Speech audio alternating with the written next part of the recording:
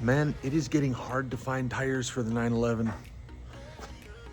Very bloody difficult. 295 30 18s. I may have to bump up in my wheel size, but found some tires. Not quite what I was going for with these Yokohamas.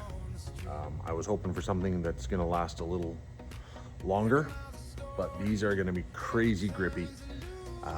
Really looking forward to seeing what they're like. Even for winters, I had to drop down to a 275.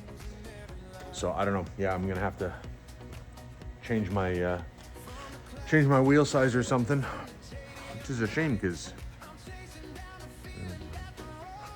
yeah, there.